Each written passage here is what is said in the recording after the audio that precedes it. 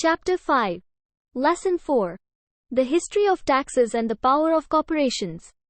I remember in school being told the story of Robin Hood and his merry men. My schoolteacher thought it was a wonderful story of a romantic hero, a Kevin Costner type, who robbed from the rich and gave to the poor. My rich dad did not see Robin Hood as a hero. He called Robin Hood a crook. Robin Hood may be long gone, but his followers live on. How often I still hear people say, "Why don't the rich pay for it?" Or, the rich should pay more in taxes and give it to the poor. It is this idea of Robin Hood, or taking from the rich to give to the poor, that has caused the most pain for the poor and the middle class. The reason the middle class is so heavily taxed is because of the Robin Hood ideal. The real reality is that the rich are not taxed. It's the middle class who pays for the poor, especially the educated upper-income middle class. Again, to understand fully how things happen, we need to look at the historical perspective. We need to look at the history of taxes. Although my highly educated dad was an expert on the history of education, my rich dad fashioned himself as an expert on the history of taxes. Rich dad explained to Mike and me that in England and America originally, there were no taxes. Occasionally there were temporary taxes levied in order to pay for wars. The king or the president would put the word out and ask everyone to chip in. Taxes were levied in Britain for the fight against Napoleon from 1799 to 1816, and in America taxes were levied to pay for the Civil War from 1861 to 1865. In 1874, England made income tax a permanent levy on its citizens. In 1913, an income tax became permanent in the United States with the adoption of the 16th Amendment to the Constitution. At one time, Americans were anti-tax. It had been the excessive tax on tea that led to the famous Tea Party in Boston Harbor, an incident that helped ignite the Revolutionary War. It took approximately 50 years in both England and the United States to sell the idea of a regular income tax. What these historical dates fail to reveal is that both of these taxes were initially levied against only the rich. It was this point that Rich Dad wanted Mike and me to understand. He explained that the idea of taxes was made popular and accepted by the majority by telling the poor and the middle class that taxes were created only to punish the rich. This is how the masses voted for the law, and it became constitutionally legal. Although it was intended to punish the rich, in reality it wound up punishing the very people who voted for it, the poor and middle class. Once government got a taste of money, the appetite grew, said Rich Dad. Your dad and I are exactly opposite. He's a government bureaucrat, and I'm a capitalist. We get paid, and our success is measured on opposite behaviors. He gets paid to spend money and hire people. The more he spends and the more people he hires, the larger his organization becomes. In the government, the larger his organization, the more he is respected. On the other hand, within my organization, the fewer people I hire and the less money I spend, the more I am respected by my investors. That's why I don't like government people. They have different objectives from most business people. As the government grows, more and more tax dollars will be needed to support it. My educated dad sincerely believed that government should help people. He loved John F. Kennedy and especially the idea of the Peace Corps. He loved the idea so much that both he and my mom worked for the Peace Corps, training volunteers to go to Malaysia, Thailand and the Philippines. He always strived for additional grants and increases in his budget so he could hire more people, both in his job with the Education Department and in the Peace Corps. That was his job. From the time I was about 10 years old, I would hear from my rich dad that government workers were a pack of lazy thieves, and from my poor dad I would hear how the rich were greedy crooks who should be made to pay more taxes. Both sides have valid points. It was difficult to go to work for one of the biggest capitalists in town and come home to a father who was a prominent government leader. It was not easy knowing who to believe. Yet, when you study the history of taxes, an interesting perspective emerges. As I said, the passage of taxes was only possible because the masses believed in the Robin Hood theory of economics, which was to take from the rich and give to everyone else. The problem was that the government's appetite for money was so great that taxes soon needed to be levied on the middle class, and from there it kept trickling down. The rich, on the other hand, saw an opportunity. They do not play by the same set of rules.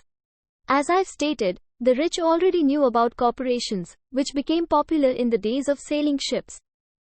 The rich created the corporation as a vehicle to limit their risk to the assets of each voyage. The rich put their money into a corporation to finance the voyage. The corporation would then hire a crew to sail to the New World to look for treasures. If the ship was lost, the crew lost their lives, but the loss to the rich would be limited only to the money they invested for that particular voyage. The diagram that follows shows how the corporate structure sits outside your personal income statement and balance sheet. How the rich play the game. It is the knowledge of the power of the legal structure of the corporation that really gives the rich a vast advantage over the poor and the middle class. Having two fathers teaching me, one a socialist and the other a capitalist, I quickly began to realize that the philosophy of the capitalist made more financial sense to me. It seemed to me that the socialists ultimately penalized themselves due to their lack of financial education. No matter what the take from the rich crowd came up with, the rich always found a way to outsmart them. That is how taxes were eventually levied on the middle class. The rich outsmarted the intellectuals, solely because they understood the power of money, a subject not taught in schools. How did the rich outsmart the intellectuals?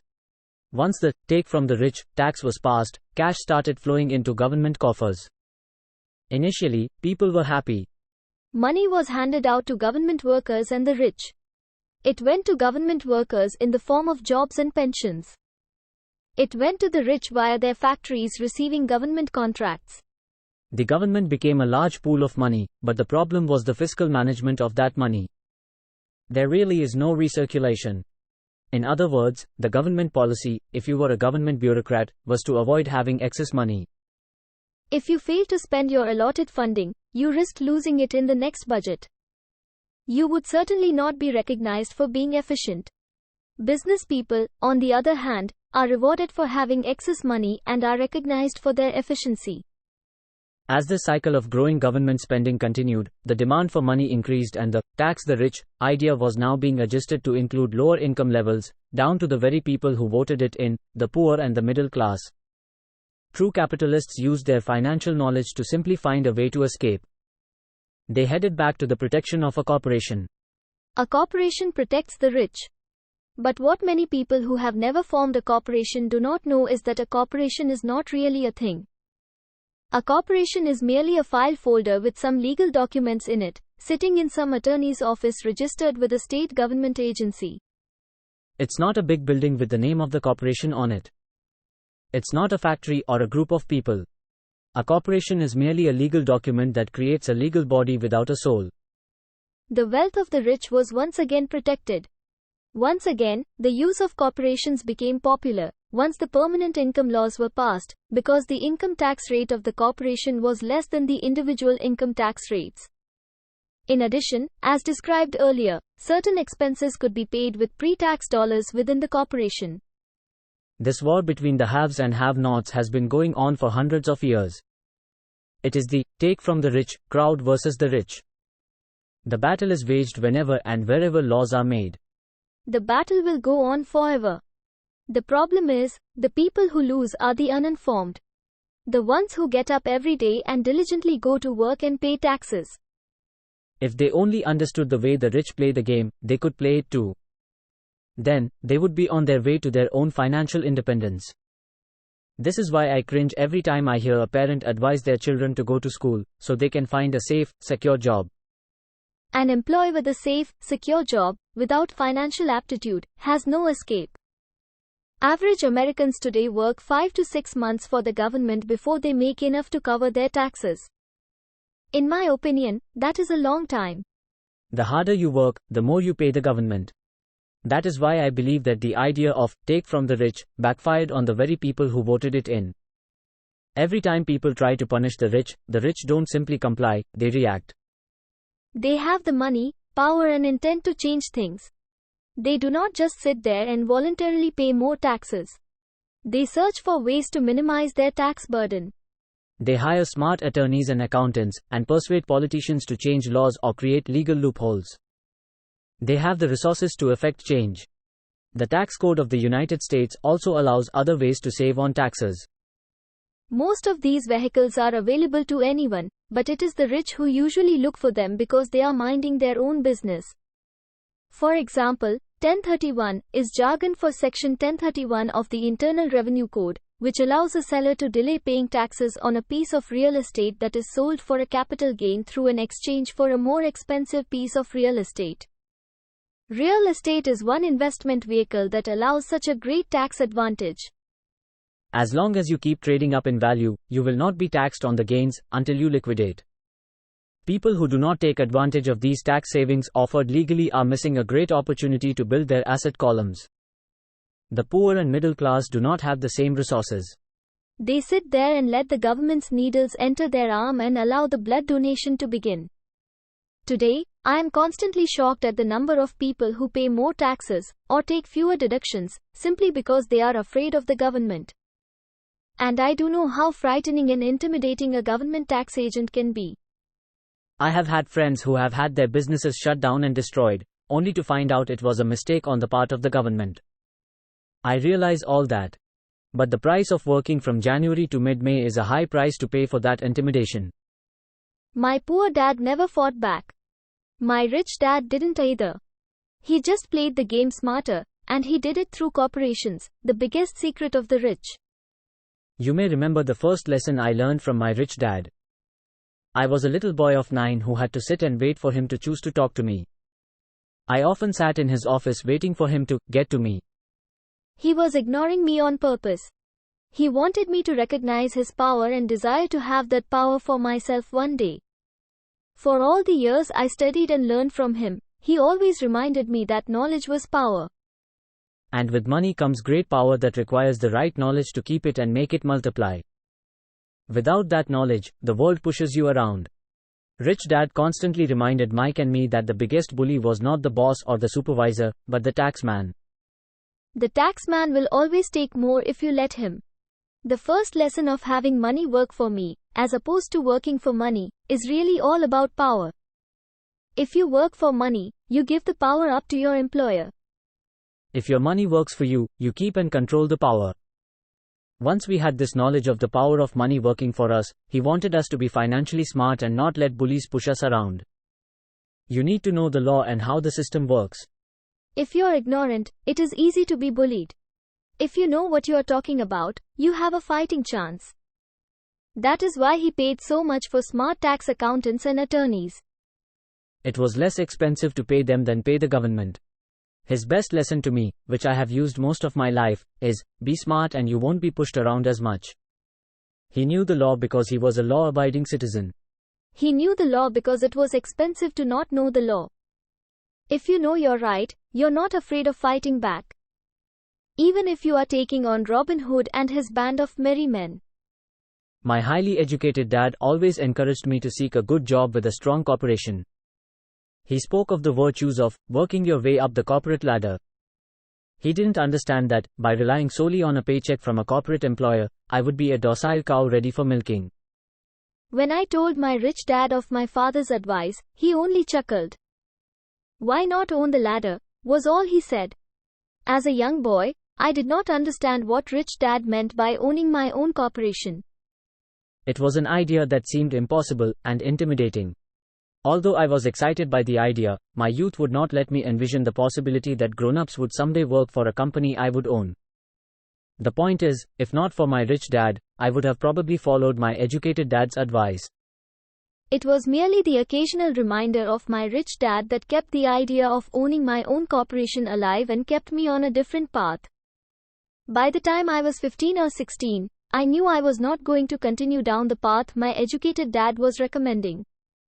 I did not know how I was going to do it, but I was determined not to head in the direction most of my classmates were heading. That decision changed my life.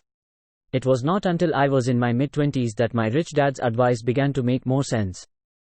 I was just out of the Marine Corps and working for Xerox. I was making a lot of money, but every time I looked at my paycheck, I was always disappointed. The deductions were so large, and the more I worked, the greater the deductions. As I became more successful, my bosses talked about promotions and raises. It was flattering, but I could hear my rich dad asking me in my ear, "Who are you working for?" Who are you making rich? In 1974, while still an employee for Xerox, I formed my first corporation and began minding my own business. There were already a few assets in my asset column, but now I was determined to focus on making it bigger. Those paychecks with all the deductions made all the years of my rich dad's advice make total sense. I could see the future if I followed my educated dad's advice. Many employers feel that advising their workers to mind their own business is bad for business. I am sure it can be for certain individuals. But for me, focusing on my own business, developing assets, made me a better employee. I now had a purpose. I came in early and worked diligently, amassing as much money as possible so I could begin investing in real estate. Hawaii was just set to boom, and there were fortunes to be made. The more I realized we were in the beginning stages of a boom, the more Xerox machines I sold. The more I sold, the more money I made, and, of course, the more deductions there were from my paycheck. It was inspiring. I wanted out of the trap of being an employee so badly that I worked harder, not less. By 1978, I was consistently one of the top 5 salespeople in sales, often number 1. I badly wanted out of the rat race. In less than 3 years, I was making more in my own little corporation, which was a real estate holding company, than I was making at Xerox. And the money I was making in my asset column, in my own corporation, was money working for me. Not me pounding on doors selling copiers. My rich dad's advice made much more sense. Soon the cash flow from my properties was so strong that my company bought me my first Porsche. My fellow Xerox salespeople thought I was spending my commissions. I wasn't. I was investing my commissions in assets. My money was working hard to make more money. Each dollar in my asset column was a great employee, working hard to make more employees and buy the boss a new Porsche with before-tax dollars. I began to work harder for Xerox. The plan was working, and my Porsche was the proof. By using the lessons I learned from my rich dad, I was able to get out of the proverbial rat race of being an employee at an early age. It was made possible because of the strong financial knowledge I had acquired through these lessons. Without this financial knowledge, which I call financial IQ, my road to financial independence would have been much more difficult. I now teach others through financial seminars in the hope that I may share my knowledge with them. Whenever I do my talks, I remind people that financial IQ is made up of knowledge from 4 broad areas of expertise. Number 1 is accounting. What I call financial literacy. A vital skill if you want to build an empire. The more money you are responsible for, the more accuracy is required, or the house comes tumbling down. This is the left brain side, or the details. Financial literacy is the ability to read and understand financial statements.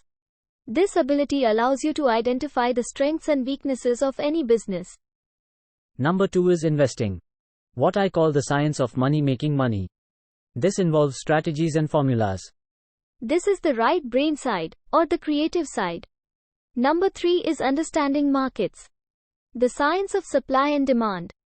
There is a need to know the technical aspects of the market, which is emotion-driven. The Tickle Me Elmo doll during Christmas 1996 is a case of a technical or emotion-driven market. The other market factor is the fundamental or the economic sense of an investment. Does an investment make sense or does it not make sense based on the current market conditions? Many people think the concepts of investing and understanding the market are too complex for kids. They fail to see that kids know those subjects intuitively. For those not familiar with the Elmo doll, it was a Sesame Street character that was highly touted to the kids just before Christmas. Most all kids wanted one, and put it at the top of their Christmas list. Many parents wondered if the company intentionally held the product off the market, while continuing to advertise it for Christmas. A panic set in due to high demand and lack of supply. Having no dolls to buy in the stores, scalpers saw an opportunity to make a small fortune from desperate parents. The unlucky parents who did not find a doll were forced to buy another toy for Christmas. The incredible popularity of the Tickle Me Elmo doll made no sense to me, but it serves as an excellent example of supply and demand economics. The same thing goes on in the stock, bond, real estate and baseball card markets. Number 4 is the law. For instance, utilizing a corporation wrapped around the technical skills of accounting, investing, and markets can aid explosive growth. An individual with the knowledge of the tax advantages and protection provided by a corporation can get rich so much faster than someone who is an employee or a small business sole proprietor. It's like the difference between someone walking and someone flying. The difference is profound when it comes to long-term wealth. 1. Tax advantages. A corporation can do so many things that an individual cannot. Like pay for expenses before it pays taxes. That is a whole area of expertise that is so exciting, but not necessary to get into unless you have sizable assets or a business. Employees earn and get taxed, and they try to live on what is left. A corporation earns, spends everything it can, and is taxed on anything that is left. It's one of the biggest legal tax loopholes that the rich use. They're easy to set up and are not expensive if you own investments that are producing good cash flow. For example, by owning your own corporation, vacations are board meetings in Hawaii. Car payments, insurance, repairs are company expenses. Health club membership is a company expense. Most restaurant meals are partial expenses. And on, but do it legally with pre-tax dollars. 2. Protection from lawsuits. We live in a litigious society. Everybody wants a piece of your action. The rich hide much of their wealth using vehicles such as corporations and trusts to protect their assets from creditors. When someone sues a wealthy individual, they are often met with layers of legal protection, and often find that the wealthy person actually owns nothing. They control everything, but own nothing. The poor and middle class try to own everything and lose it to the government or to fellow citizens who like to sue the rich. They learned it from the Robin Hood story. Take from the rich, give to the poor. It is not the purpose of this book to go into the specifics of owning a corporation. But I will say that if you own any kind of legitimate assets, I would consider finding out more about the benefits and protection offered by a corporation as soon as possible. There are many books written on the subject that will detail the benefits and even walk you through the steps necessary to set up a corporation.